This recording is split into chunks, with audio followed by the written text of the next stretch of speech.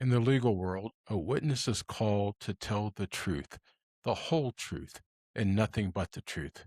But in the world of faith and history, being a faithful witness requires something more.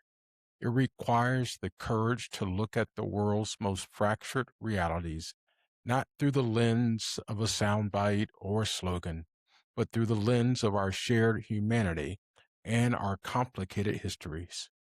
Few words in our modern lexicon carry as much weight, as much hope, and as much controversy as Zionism. For some, it is the sacred fulfillment of a multimillennial dream of self-determination and safety. For others, it is a term inextricably linked to conflict, borders, and the struggle for Palestinian rights. As we sit here in Denver, a city that knows its own history of struggle and progress, we have to ask, how do we hold these competing narratives? How does a person of faith or a person of the law navigate a landscape where identity and justice seem to be in constant tension? Today, we aren't here to debate talking points. We are here to bear witness to a perspective. My guest today is Scott Wasserman, former president of the Bell Policy Center and a self-described Zionist. And we are going to dive deep into what identity means in 2026. Welcome to this week's episode of Faithful Witness with Terrence Carroll. I'm Terrence Carroll, an ordained Baptist minister, public theologian, attorney, and former Speaker of the Colorado House of Representatives. Faithful Witness is grounded in a historic prophetic tradition of the Black church, and each week we explore the moral questions that shape our democracy, our culture, and society. If you like what you hear today, please like, subscribe, and share so that more people can hear what we have to say on Faithful Witness. And now to this week's episode.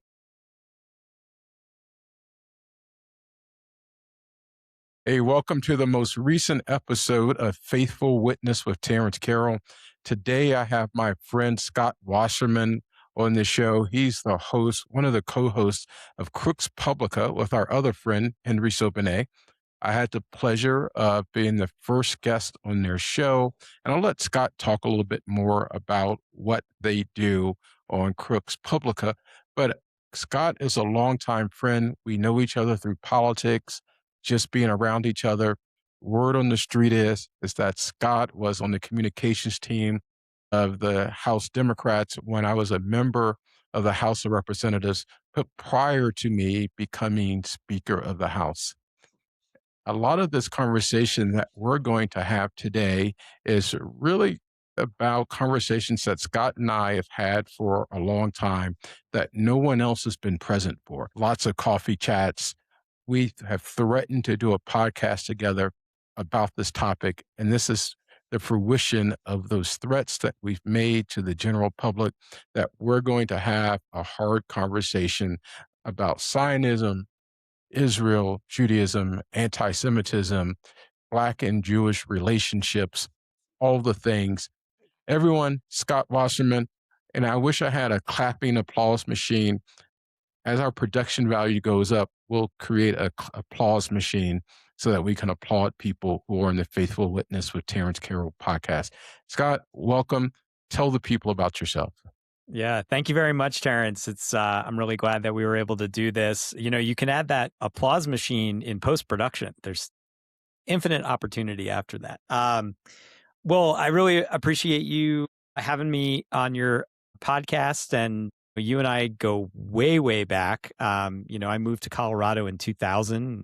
Found myself working in the House Minority Office when Democrats were in the minority. Yes, there was a time when Democrats were in the minority in Colorado. I was, I guess you could say I was press secretary, but that's a pretty laudable, title for just the guy that types up the press releases, runs around the state capitol, pitching the press releases to reporters. Yeah. So, I mean, you and I have, worked in and around each other in Colorado politics over the last 25 years. I live here in Denver with my family, as you mentioned. I've got 2 teenagers. One is about to go to college next year. The other is 15 and taller than me, and that is a humbling thing when your son physically looks down on you. And you and I've had a lot of conversations over the years because, I think we have a lot of things in common. I think we're both people of faith and people who come from a religious tradition, and we're both people who are curious and not afraid to have the hard questions. And so you and I have had so many conversations over the years, whether it's about Judaism and Jewish identity, or the Black American experience or Black identity, or just what it means to have perspectives that don't necessarily lock into alignment with where everybody thinks you ought to be. And so I'm hoping we can get into some of that in this conversation. Absolutely. We always have great conversations, and Scott's never afraid to have the difficult conversations, even within his own community, when the trend sometimes, especially in the aftermath of October 7th, 2019, has been to circle the wagons and no criticism of Israel is allowed. But Scott's been fairly active and fairly loud, I would say. And if you ever meet Scott in person, he's not a loud person. He's actually pretty chill, but his opinion carries a lot of weight. How would you describe yourself? I know the answer to this, but my audience of how many people out there nowadays don't. Would you describe yourself as a Zionist? And if you do, what do you mean by that? Yeah. Yeah. I knew you were going to ask this question, and I was thinking about it a little bit over the weekend. And I think until I'd thought about it, I think the answer I would give you is that I am a liberal Zionist, and we'll talk a little bit about what that means. But the more I've thought about it and my evolution as somebody who's been thinking about these issues, is that I'm a disappointed Zionist. And I might even be an unhopeful Zionist. Now, just to give you some context and some origins. So, and we'll talk about the Zionist movement, but, for me, growing up, I found myself attracted to the story of how Jews ended up founding the state of Israel. I was total nerd, got Biblical Archaeology magazine, was really interested in history, had a chance to, go to Israel with my family and take a tour of the sites. But I think somewhere along the line for me, there became a difference between just being, a spectator and supportive of Israel or having a relationship with Israel. And I really got into the Zionist movement. And for me, the Zionist movement and the part of the Zionist movement that really resonated with me was the labor Zionist movement. And when I was in college, I was a counselor at a camp, a labor Zionist camp for a movement called Habonim Dror, participated in their international conventions. I did an internship with the American Zionist movement, and I spent a lot of time both learning about and immersing myself in the Zionist movement itself. And I think there's a big difference between being pro-Israel and being Zionist, because I think at its core, Zionism came about historically in the late 1800s. And to be clear, there has always been a concept of Zion in the Jewish history and Jewish thought, right? There's always been an understanding historically that after the Second Temple was destroyed in 70 CE, that was the beginning of the diaspora, and that while there was a Jewish community in the land of Israel, or Eretz Israel, that Jews spread out around the world, and that they had always kept in their collective consciousness this idea that one day we will go back. And I think that was always maybe more of a theological concept than it was ever a pragmatic idea. For most of history, Jews lived in various countries throughout the world, and it was a concrete concept that you would pick up and leave and go to live in the land of Israel. But in the 1800s, there was a lot going on, namely the persecution of Jews in a number of communities in Eastern Europe. And there was also a context and a milieu. And it was in that time in the 1800s, right, when nationalism became a thing. I think it's really hard for us to think about a world pre-nationalism, but there was a time in which people did not identify themselves according to their nationality, and that they thought that there should be a direct correlation between your nationality and the country in which you live. That's a pretty modern concept, and that all begins to happen in the 1800s. And so it was not, I think it was during that time that we see Jews begin, because prior to that, Jews saw themselves as an ethnic group, saw themselves as a religion. And it was in the 1800s, starting in the 1860s, 1870s, 1880s, that Jews started to say, well, everybody else is starting to identify themselves as a nation. The Germans are starting to talk about creating a Germany. The Italians are starting to talk about an Italy. And Jews started to think of themselves as a political identity and started yearning for their own ability to self-govern. And you had lots of different movements, but one of those movements is Zionism. And within that movement, there were different views and ideas. And you had some Jews. Now, remember, Jews in Eastern Europe, right? These are mostly poor folks. They are subject to the whims of the Tsar of Russia, getting kicked off their land, being attacked by various groups. Some Jews said, we need to assimilate. We need to stop being Jewish. We need to blend in. Some said we need to become socialists, because in a socialist world, none of this matters. My religion doesn't matter. All that matters is my labor. And you actually had some Jews who started to blend all of that together. That's the movement that always interested me the most, right? Jews who said, I am going to change my circumstances. I am going to change who I am. I am going to move to Israel. And when we talk about moving to the land of Israel, and we could talk about the complexity of what was going on in that part of the world at that time, they were literally showing up to places where there was very little infrastructure, where they were building communities, and they truly had this belief that, we will rebuild the land and the land will rebuild us. And I think it was a fascinating time in which Jews really were able to reinvent themselves, to create, to take Hebrew from a biblical language and turn it into a modern language that they could use, work with, live with, and really transform themselves. And so for me, I was always really interested in that history, learned as much of it as I could, participated in the Zionist movement. And I want to be clear that even when I was in the late 1990s and early aughts involved in the labor Zionist movement, it was very clear that as a labor Zionist, I had a very different perspective on the Palestinian-Israeli conflict than, say, more right-wing Zionists who had very different opinions, right? And so for me, it was not a contradiction to say I was both pro-Israel and pro-peace, that I was a Zionist, but that I also was pro-Palestinian. To me, and within the labor Zionist movement, which has morphed, more, those ideas go hand in hand.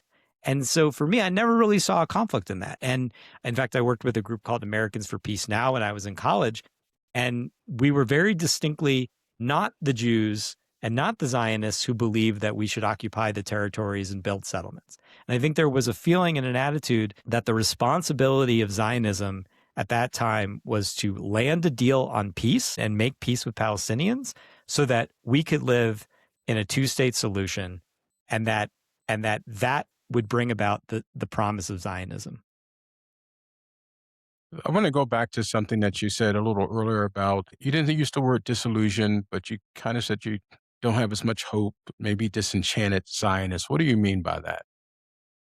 I mean that, look, like all political movements, Zionism starts with an idea, and it's a very basic idea. And the idea is that Jews should be able to live free in their own land, that they should be able to self-determine their own government, and that they should have agency in the world. There are so many different branches of Zionism, but I think at their core is this basic idea that Jews don't have to live as outsiders in somebody else's society, that we are capable of creating and maintaining our own culture and our own society and our own political system. I think that a lot has happened over the course of the last 75 years of Israeli history and the course of the last 100 years of Zionist history.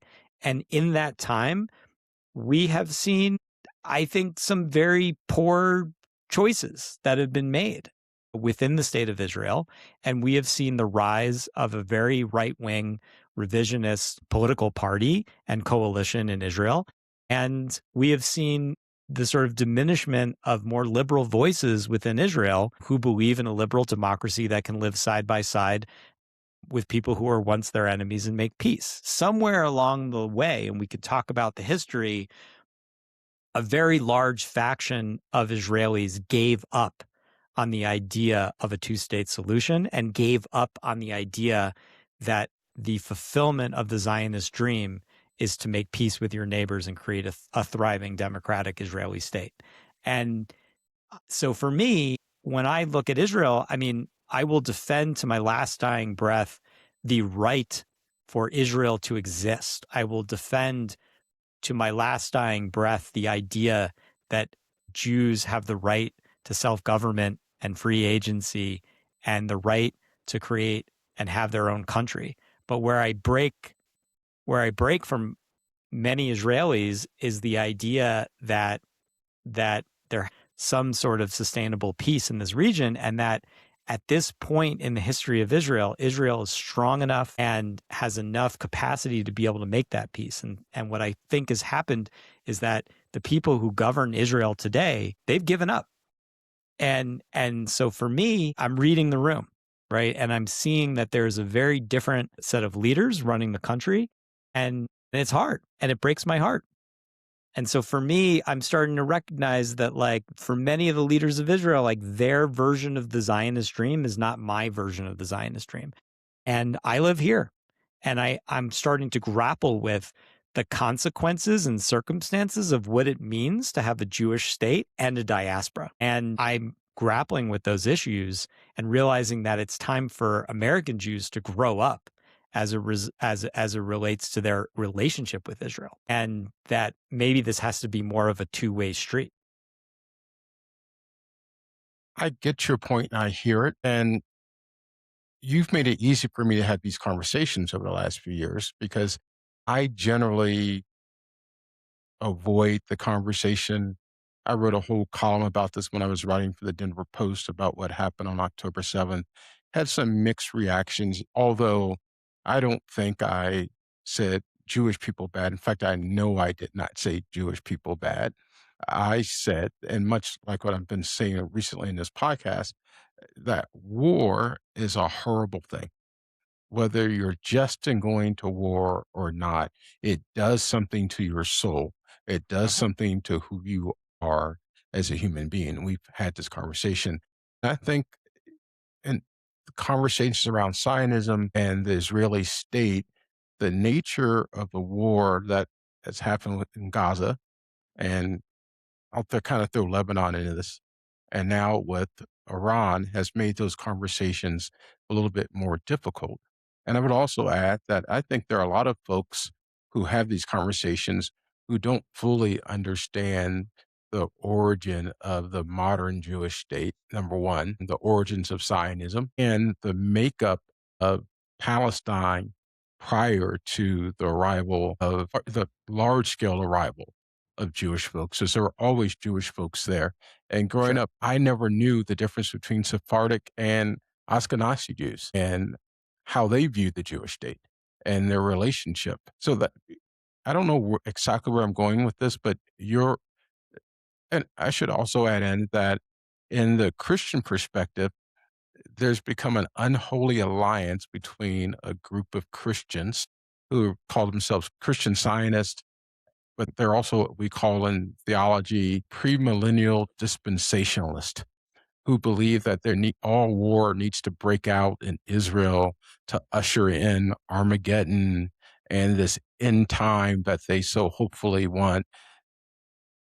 And for anyone who's never heard that phrase before, pre-millennial dispensationalism, it's actually made up in the late 19th century. Even most scholars will probably argue it's not a thing.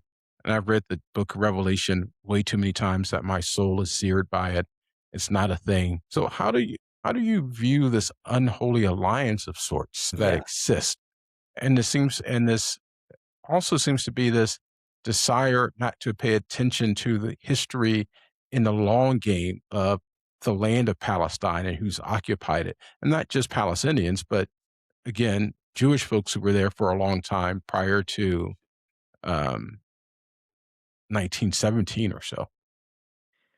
Well, as you're talking, I mean, I'm just thinking about like multiple historic chapters. Every little thing you just talked about there takes place in its own historical circumstance. So, I mean, look, I remember I was here when I started to really see the Christian evangelical Zionism that you're talking about. For me, that I mean, it's certainly existed for a long time, but I really started to see it in the early aughts.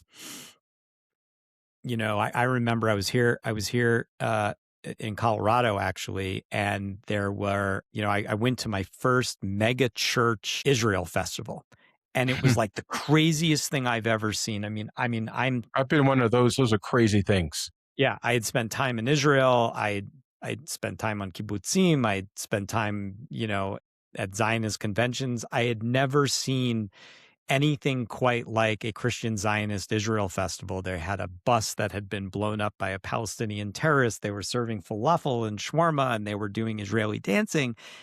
I always saw it as an unholy alliance. I saw very clearly that Christian evangelicals saw Israel as a vehicle, not as a destination. I saw very clearly that Christian evangelicals found themselves fascinated with this idea of Jews coming back to the Holy Land, overlaying their own New Testament values and ideas about who Jews are and how they fit in to their understanding of what happens in the end of days. And I felt very uncomfortable with how comfortable some Jews and some Israelis were with creating that relationship with Christian evangelicals. And I would sit there and be like, are you guys idiots? Like, do you not see that we are just a means to an end, right? For some, I'd say many Christian evangelicals, especially early on, they were supporting the state of Israel because they saw it as a run up to the apocalypse and the end of days and the coming of the Messiah. And for me, that actually is like the antithesis of Zionism. The pinnacle idea of Zionism is that the Jew has control over his or her own destiny, that we will never again let other people define who we are. And so for me, the idea that we would strike common cause with Christian evangelicals who have this very warped sense of what we are doing there and what we should be doing, I was always very uncomfortable with that. It became increasingly clear as time went on that there was this alliance between, I would say, the more right-wing parts of the Zionist movement who are comfortable with that and right-wing Christianity. And in fact, I remember a year before October 7th, I went out to Colorado Christian College. Jeff Hunt had invited me to participate in a debate with him because I found myself to be so hostile to Christian Zionism. And what I found was that there was this odd alliance being forged between religious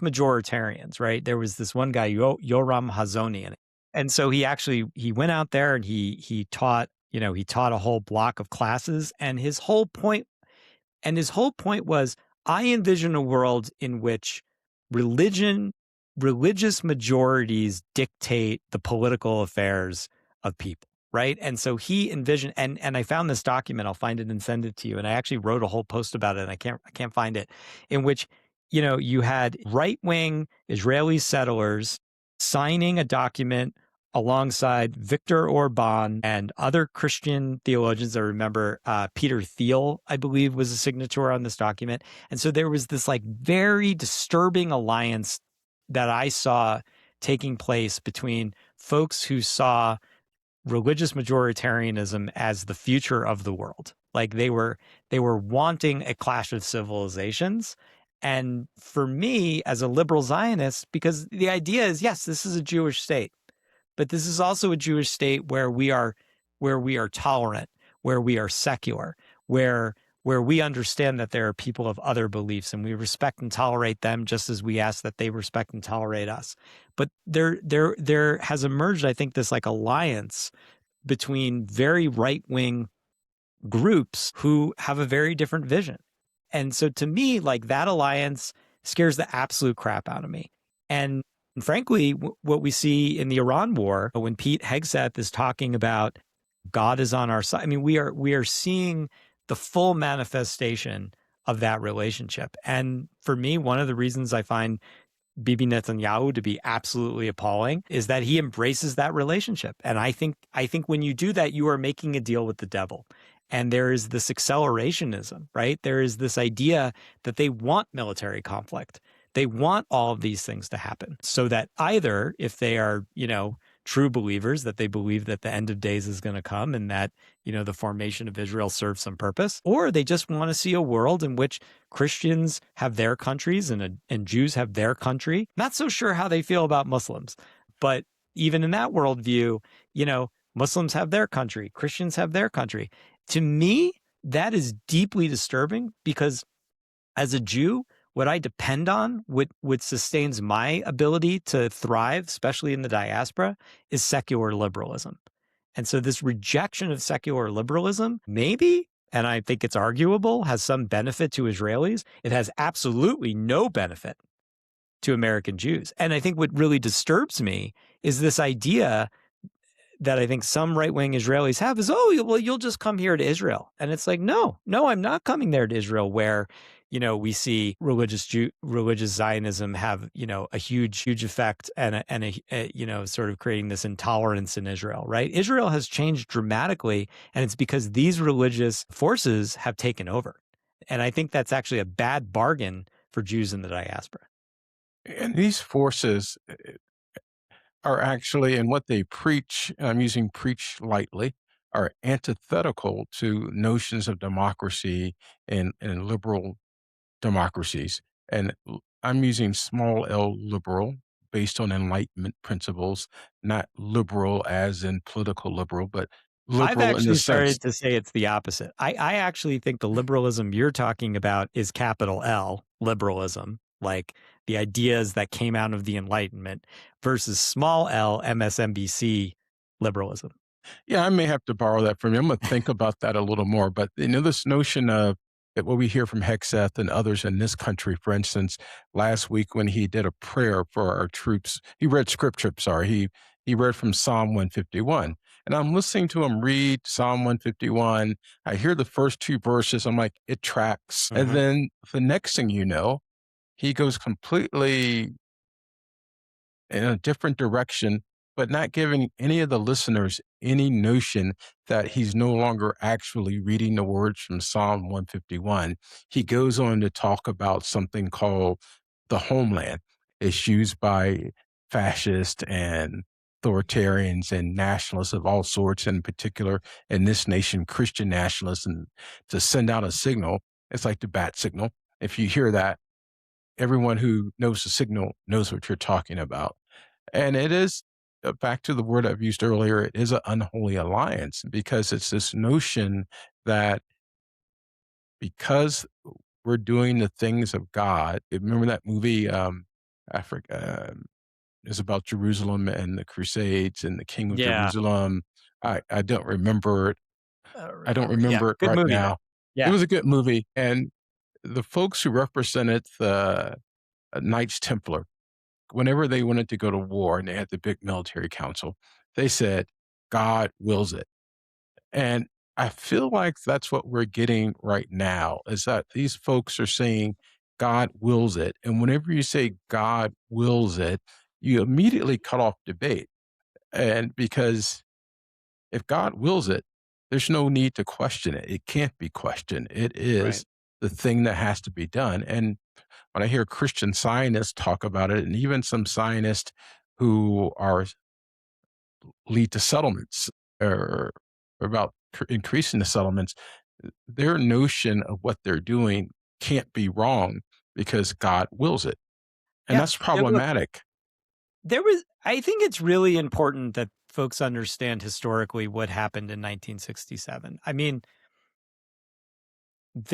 you can really see a huge fork in the Zionist movement in 1967. For your listeners who are not as familiar with the history, in 1967, the Arab armies, attacked Israel, on 6 fronts, and Israel was able to push them back and went from this skinny little country post-partition, post-1948, with very small borders. And suddenly at the end of the 6-Day War, you saw Israel controlled the West Bank, which was part of Jordan prior to the 6-Day War, suddenly controlled the Golan Heights up in Syria, controlled the Sinai Desert, the entire Sinai Peninsula. And suddenly there was this, increase in Israel's size.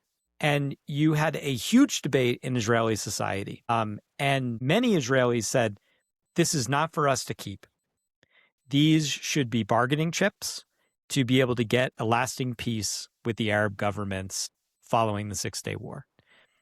But then you saw a branch of Zionists who said, no, we are going to settle these new lands. And there's actually a great book that I highly recommend everybody read by an author named Amos Oz, called In the Land of Israel. And in that book, there's this great part where he actually goes to a settlement and he argues with the settlers and tries to share his vision versus their vision. But it's really in that period of time that you begin to see this settler movement taking over Hebron, taking over parts of the West Bank, creating settlements in the Gaza Strip in the West Bank, and this fierce theological right-wing Zionism that this is our land and that we must settle it, even if it comes at the expense of peace, and even if it comes at the expense of the rights of Palestinians who, of course, after 1947 war had been pushed into those lands.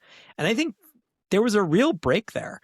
And for a really long time, the settlers were not at all supported by the Israeli government. They were seen as a real challenge. They were seen as like, eventually we're going to have to kick these folks out. But I think that without the Christian evangelicals, maybe 30 years down the line, I'm not sure we would have seen the way the settler movement had evolved. And I think that a lot of people forget about that basic division. Look, I think there's something scary and very maximalist about, theological or religious Zionism, right? Versus a pragmatic and practical Zionism. And I think you're even seeing it today. Like, the purpose of the Israeli military and its national security policy is to secure the lives of Israelis and to ward off threats.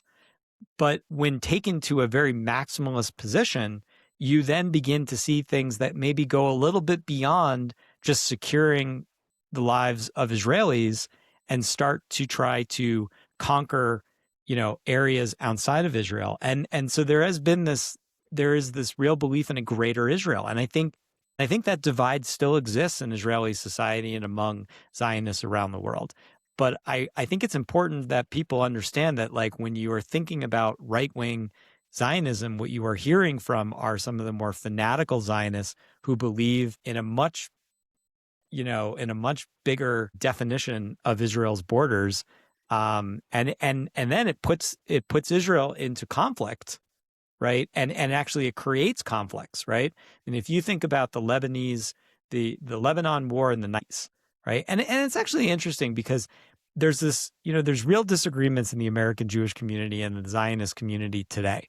And sometimes it sounds like people are like, this is the first time it's ever happened. But it's not the first time it ever happened, right? In fact, the Peace Now movement in Israel was created in the aftermath of the Lebanon war, right? As many Israelis began to question Ariel Sharon's, invasion of southern Lebanon. And of course, that invasion was in part to try to secure the north of Israel. But what it ended up doing was getting involved in Lebanese politics and actually manifesting and creating what we know of today as of Hezbollah, right?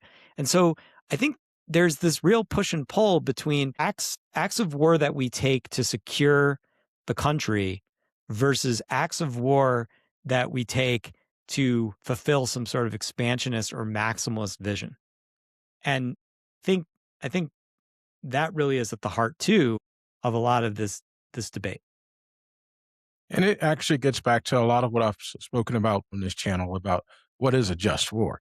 The more and more I think about it, the less I become a proponent of just war, because it seems like a lot of folks who talk about just war use it as a checklist so they can get to the war, uh, Yeah. as opposed to using just war theory for what it was intended with Augustine and Aquinas as a way to slow down the process of going to war or to dissuade people from going to war altogether because you count the cost of what it means to go to war. In fact, Aquinas would say you should not be a happy warrior. You should be a sad warrior, a disillusioned warrior, because that means everything else is broken down and now we have to go to war. And I feel like we're hearing with a lot of folks right now is happy warriordom. Yeah. Lindsey Graham last Well, week, we're killing all the right people. Are there ever really the right people to kill? I don't know. Well, in fact, I look, do know there's not. I think that there are wars of necessity. I look, I, you know, it's impossible in this short conversation to interrogate, 75 years of Israeli history. I think Israel has fought wars of necessity for much of its history. And I understand it's a very polarizing topic. I think the 1947 war that Israel fought as Arab armies invaded this tiny little Jewish community after the UN partition was a just war. Israel lost 1% of its population in that war. I think 1967 was a just war. Again, attacked on all sides, defending itself, retaking certain positions with the idea of leveraging those positions for peace. I think 73 was a just war. I even think the response in the initial aftermath of October 7th was a just war.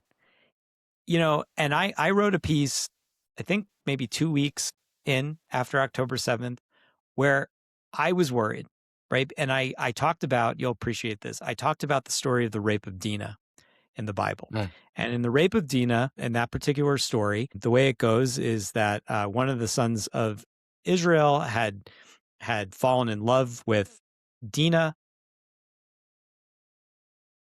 No, it's one of the folks that was in their community, not an Israelite, but Right. not part of. Another tribe fell in love. A prince from another tribe falls in love with Dinah, who's the daughter of Jacob. She's actually the only daughter of Jacob to be mentioned in the Bible. And it's not clear, is she taken hostage and raped, or is she taken hostage because she's in love with this tribesman, right? I think tradition's always been that she was raped. Right. At And there's least that's some how the Talmudic story was. discussion about it. But either way, Dinah's brothers, particularly Simon and Reuben, decide that they want to take revenge. And so they then invade and actually there's other twists and turns in the story, but they take advantage of, because what ends up happening is they say, fine, if you want to marry our sister, now I'm remembering, now, if you want to marry our sister, then all of you need to be circumcised. And so the whole tribe circumcises themselves and they're in crippling pain. And Simon and Reuben take advantage of that, go in and massacre the entire tribe, right? And God, and this is the key, God is incensed and is upset and says, this is not how you do that, right? And I wrote a piece after October 7th because, yes, Israel has the right to defend itself and even to take revenge. But at some point, there is a tipping point between taking just revenge and going too far. And I'm sorry to say, for me, it was 100 days. For 100 days, I understood what was going on. And then at some point, and I think everybody has their different day. For me, I judge very harshly the people who 300 days after October 7th could justify the actions that the Israeli army was taking in Gaza. But I was about 100 days in. And then at about 100 days, I was like, yeah, no, you're creating far more pain and misery than is justified. And so I do think there's a tipping point. And I'll tell you, I actually think the great mistake, and who am I? I'm no general, right? But I would say the biggest mistake after October 7th, because Israel understood that the people who were funding Hamas and the people who were funding Hezbollah were in Iran. I actually think Israel would have had the moral high ground if they had taken the fight directly to Iran after that, right? I think Israel has very good justification to go to war with the Islamic Republic of Iran. Iran has created a 5 or 6 front terrorism war against the state of Israel over the course of the last 25 years. Where I believe the current conflict is unjust is I think this is a war that is unjust to the American people at a time when healthcare subsidies are being pulled from Americans, when we're not operating the government so that it serves everybody, where it's very clear that we are in great conflict with each other here in the United States. I think this is an unjust war for the American people. But I think that Israel going to war with Iran makes a whole lot of sense. So I actually think, you know, but I also think it's unrealistic of Israel to expect the United States to go to war with it at this time, given everything that's going on in our country. I think we'll disagree about whether any aspect of the war is just at this point, at least as I understand it, because I'm just not there as to whether any aspect of the war with Iran is just. And Why don't you think it's just? as I walk through the steps of just war theory, and I should tell you, it's for me to get to a point where a justice war is a high bar. Any use of state sanctioned violence to get there for me is a high bar. And this is coming from someone who was authorized at one point in my life to engage in state sanctioned violence. So I really understand the uses of state sanctioned violence and being authorized to use it. Uh-huh. I'm not at the point where I think there was a fierce urgency of now to attack Iran. And I don't think the threat was urgent considering the state of play that's existed between Iran and Israel for all these years, this tension of going back and forth with each other. I just don't think that we were there. But putting that aside, though, I want to get to the other, and we're quickly running out of time because I don't want to keep you forever. But there's also two other elements of just war that I think we've forgotten about that we don't talk about a lot. It's the conduct of the war just. And I think that Yeah. gets to your 100-day uh, issue. It's the conduct just. Are you doing it in a way that's proportional? Are you limiting pain and suffering? And that second component became very important during World War II when the Britain and the United States conducted mass bombings of Germany, civilian population, both day and night, not just war infrastructure, and what the United States did in Nagasaki and Hiroshima. And then the third part of just war is how do you conduct a peace? How do you treat people after all the hostilities are gone? And some would argue ignoring that part is what created Hitler in the rise of Nazism in Germany.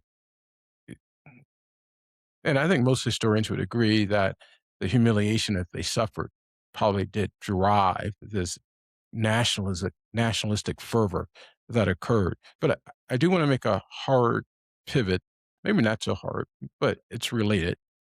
Because one of the things that's what's happened since October 7th is that in the Black community, if you look at any of the research, there's definitely been every day since October 7th, there's been less and less support for what's happening in Gaza and in Palestine from the Black community writ large. Of course, there's other folks who are like, yeah, whatever, go Israel. No matter what you want to do, Israel. I'm being kind of flippant there. Um, but it's led to a deeper discussion, even going back to Amy Schumer, for instance, like Black people owe Jewish folks. Talked about this after Van Jones was in town last year for not, was it earlier this year or last year? Yeah, it was at Uh, the end of last year. it was at the end of last year, where Van Jones came to Denver as the speaker for a Jewish nonprofit. And I immediately called you afterwards or texted you and said, I'm so enraged by this Yeah. because Van Jones failed to talk about, in my opinion, this polemic is the word I'm looking for that Black folks have in our relationship with the Jewish community.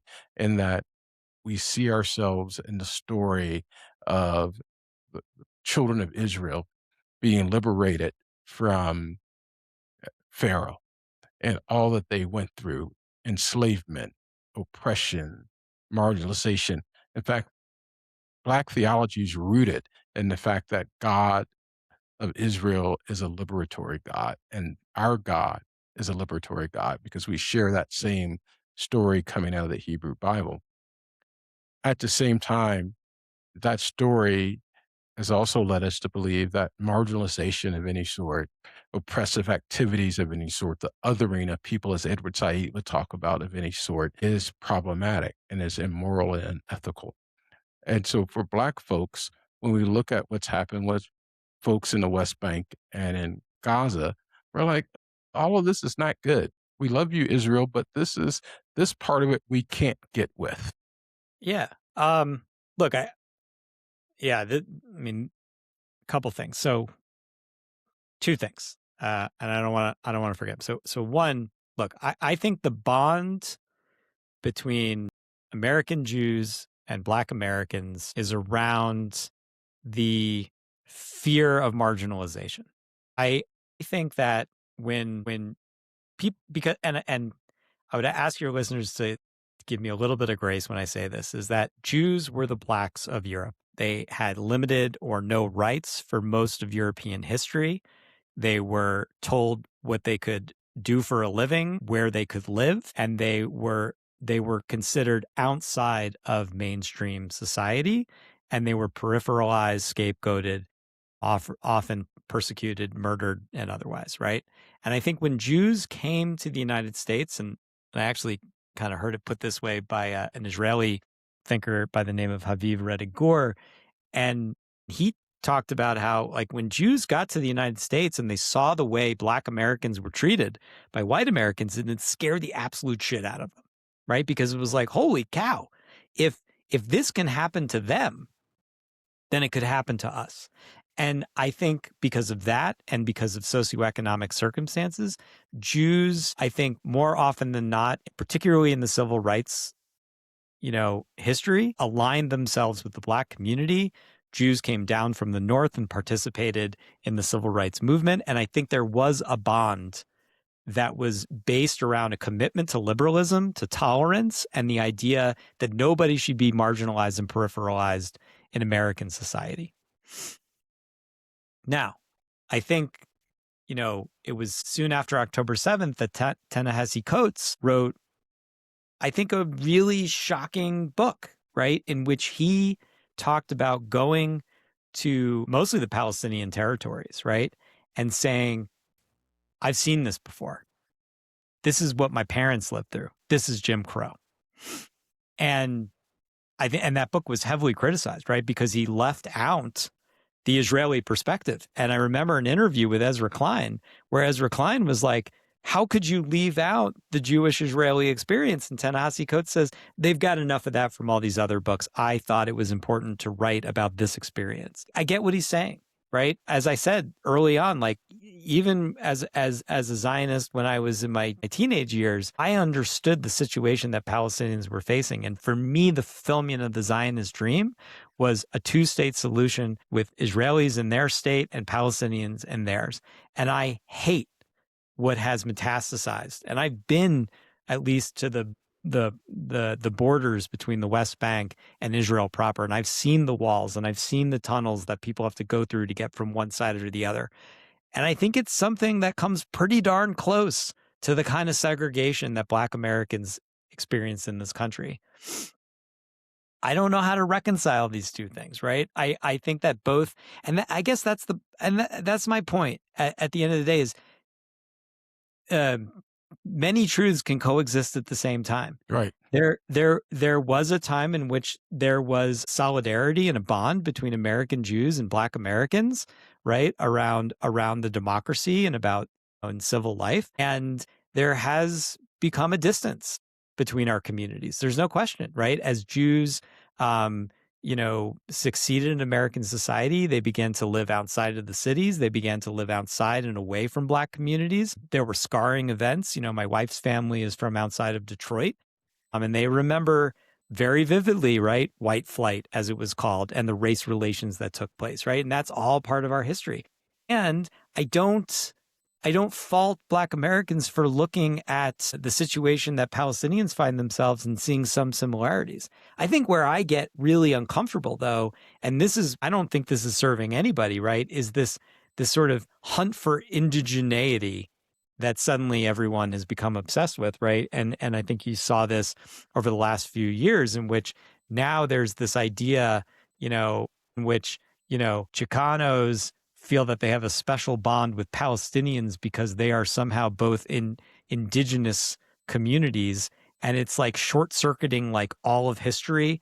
I mean, what's really interesting and just sort of ironic to me is that, and I'm making huge generalizations here, but white Jews, Ashkenazi Jews, who tend to come from places like Eastern Europe, again, speaking generally, tend to be more left-wing, tend to be more pro-peace. In fact, when you're in Israel, outside of maybe the settlements, if you meet an Ashkenazi Jew who's descended from Latvia or Germany, they're probably going to be more left-leaning. It's actually the Jews of color, the Mizrahi Jews who are from Yemen or Iraq or Iran, that are going to tend to be more hostile toward Palestinians. So like, I just think that there's this like mix-up that has happened, and there's a lot of different factors, but we have to pay attention to it. What do you see when you see that person? Do you see some of yourself, or do you see another? Because a lot of what is going on is this notion of intersectionality. How Yeah. do we understand and be empathetic with the plight of others, and also understand how their plights relate to yours and what are the intersections? But I think part of what some folks forget in this conversation about intersectionality is that it is not a rote process, so to speak. Well, It requires a lot of nuance. It requires a lot of deep reflection to understand where we center things without losing yourself or losing historical perspective and the centering right. of voices that haven't been centered before. Well, where in time? I mean, if you had seen my great grandfather, who was a poor Eastern European Jew with no home and was being persecuted by the Russian Tsar, you may have seen more of yourself in him than you do in me. I mean that's the thing. Like, we have to be able to look through time and understand that, like I said, and I apologize if anyone finds this offensive, but for most of European history, Jews were the blacks of Europe. Right now, I realize that's very hard for people to see today as they see where American Jews sit in the overall structure of things, but it's the truth. And so, I think the question it's all subject to time and history and circumstance and narrative. Very much so. And I hope people listen beyond Jews were the blacks of Europe, because what you said after that makes it all make sense. It was very clear. And I also, with Ta-Nehisi Coates, when folks were in him, I sided with him simply because his book centered voices that had not previously been centered. And it was important for those voices to be centered. It's easy to forget voices that are never centered, that are Sure. never heard. That's why some of the efforts by our current administration to erase voices from history Yeah. are so detrimental, because they're trying to erase voices that are uncomfortable voices to hear. Yes. And part of the reason I do this podcast is so that we can have the difficult conversations about voices that aren't heard, or voices that aren't in dialogue with each other all the time, because Yeah. I think we should be in dialogue with each other Yeah. And we should about issues. understand, why do you, I think it's very hard in today's political context for someone to understand why I might say that when I see the circumstances of a marginalized minority in America, that I empathize with that person because my grandfather or great grandfather was treated that way. If you don't know my history, and if I have not had a chance to share with you my history, you might not understand that. You might not understand what motivates me.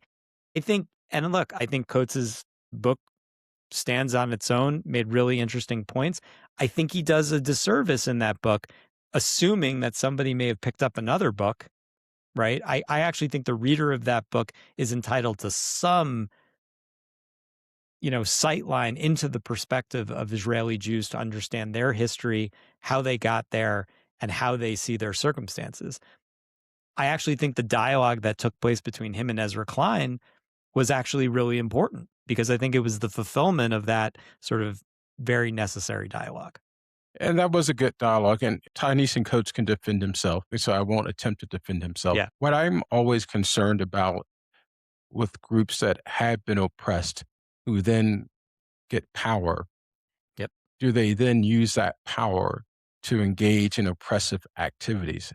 I think that we always should be very careful about how we use power. Dr. King has a great quote about power, and I'll paraphrase. Basically, says power is not about imposing your will on others, but power is really about how do we share love and how do we create grace and mercy.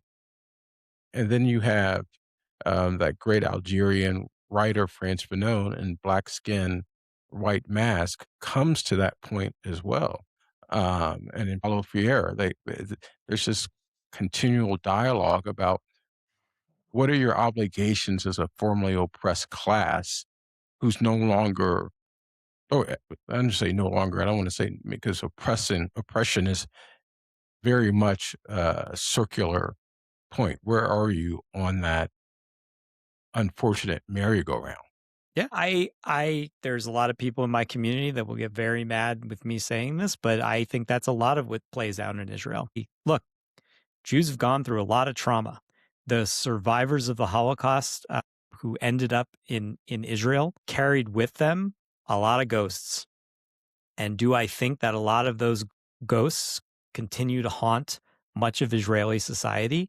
And do I think that many of the people in this conflict, I think trauma creates trauma. And I think that unfortunately what has taken place both on the Palestinian side as well as on the Israeli side is just this constant perpetuation of cycles of trauma. And I think there's a lot of unresolved issues there. And I think Israel at its best is when it's self-aware and when they understand what's going on. Israel at its worst is when they are channeling that trauma and trying to win conflicts from the past today. I don't think that only happens to Israelis.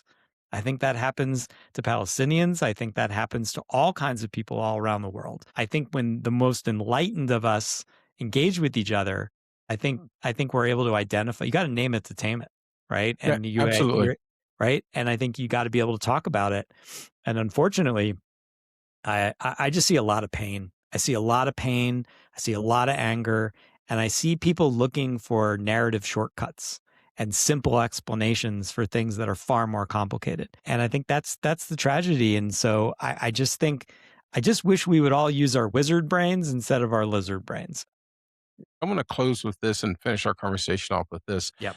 Because what you said about shared trauma and understanding trauma is what aggravated me about Van Jones and his talk at this organization, was that it ignored the perspective of Black folks in terms of how we see our collective trauma and the collective trauma of the Palestinians, which is also the collective trauma that we continue to share with the Jewish community.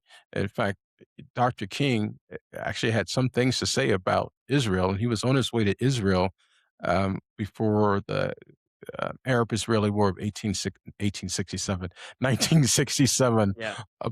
broke out, because he was a staunch proponent of a two-state solution, two states based on, care and liberal democracy and things like that. He was a big proponent about that. And I wonder what would have happened if that had been allowed to occur, if so that was ever something Well, that we saw. I know you're trying to wrap things up, but I really hope your listeners appreciate what occurred in Israeli society when Yitzhak Rabin was assassinated. It was a rupture. I mean, it was a major rupture, and I make no bones about it. Bibi Netanyahu was, in many respects, responsible for the rhetoric and the intensity of emotion that led to Yitzhak Rabin's assassination at the hands of Yigal Amir. Yigal Amir today is free and is a celebrated man in Israel on the Israeli right. And I genuinely believe that Bibi Netanyahu has done nothing but to sabotage the peace process and deny Palestinians their own state since that moment. And I really see that as the fork in the road. And, was Yitzhak Rabin a perfect person? No, but he understood very clearly what needed to happen. And I hope people appreciate how much Netanyahu created the conditions that ended up becoming a self-fulfilling prophecy. And that by derailing, and trust me, the Palestinians, I think, have tons of blame, or the Palestinian leadership has tons of blame. But what happens when people sabotage peace? And that's how I see Yasser Arafat when Bill Clinton tried to create peace, in 2000. And that's how I see Bibi Netanyahu when I think he precipitated the assassination of Yitzhak Rabin and later created the conditions in Gaza for Hamas to become the leading faction there. So I guess my point is that the enemies of peace are an alliance. Right? The enemies of peace are always an alliance. And I'll add one more person who created a rupture in the Middle East when they were assassinated, Anwar Sadat. Yeah. Assassinated for being willing to go to the peace table. I say between, and I could be wrong, but I say between Itzhak Rabin and Anwar Sadat, their deaths within a very short amount of time of each other ruptured irreparably, possibly, and ask the yourself, peace process in the Middle East. Right. And whose interest was it for those lives to be ended and their visions for peaceful coexistence to be snuffed out? Right. I get emotional thinking. I was really at a very crucial point in my development. I was a senior in high school. I remember leading a vigil for Yitzhak Rabin the next year at college. As a proud Zionist, as a pro-peace, pro-Israel advocate, leading that vigil, and that was a big deal. And I mourn the passing of what could have been. And we'll close out with this. Jonathan Greenblatt with the ADL. I've always been a big supporter of the ADL, but in my opinion, to say that any criticism of Israel is anti-Semitic is foolhardy and wrong-headed.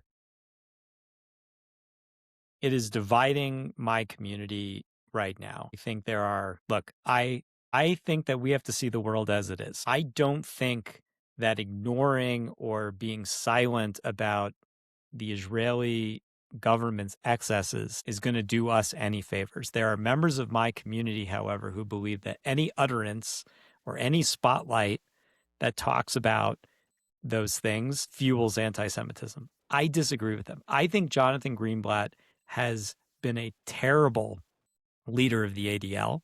I think he concerns himself far more with what happens in the state of Israel than he does with what happens here in the United States. I think there's a marked difference between the Anti-Defamation League before Jonathan Greenblatt, which was focused on civil liberties, civil rights, tolerance, making inroads into the LGBTQ community. Jonathan Greenblatt is participating in a clash of civilizations in which he believes he is the titular leader of the American Jewish community and that we should essentially be vassals of Israel. And I don't think he believes in a two-way relationship with Israel. And I have found him absolutely maddeningly polarizing and way, way too tolerant of I think genuine anti-Semitism and radicalism in the Trump administration. And it pains me to see him as this public leader of our community, and I don't think he represents us. I think that's a good place for us to close. Thanks for coming on, Scott. And if you want to hear more of Scott's and also Henry's perspective on the world and politics, Crux Publica, I'll put that in the show notes, and I'll have Scott send over to me the name of the book that he mentioned earlier. Yeah. We'll put In the Land of Israel by Amos Oz. In the Land of Israel. We'll put that in the show notes as well. Classic. Because part of the reason that we have Faithful Witness and those who listen regularly, either to the shorts or the full podcast, I always close by saying, tell the truth, seek justice, and love the people. This is faithful witness, because that's an important part of how we need to live together in the world. I mean, you can tell the truth and you can seek justice, but if you don't love the people, you have nothing. All three have to go hand in hand and hand in hand again. It has to be love, justice, and truth telling in all of our relationships. And I hope that if anyone gets anything out of this podcast episode when it airs, is that Scott and I are aligned on the fact that we really believe that there has to be truth telling, that there has to be, there has to be love, and there has to be justice seeking in order for us to get out of this mess that we're in today. And we are in the midst of a theological crisis, in the midst of a cultural crisis and a civic crisis. And I think I'll have Scott back on when I get ready to talk about Robert Bella's notion of American civil religion, because that's actually going to be a topic that I talk about very soon. And for those of you who are new to Faithful Witness, we're grounded in the historic witness of the Black church. And every week we explore the moral questions that shape our democracy, our culture, and our society. And I'll close as I always close. Tell the truth, seek justice, and love the people. This is Faithful Witness.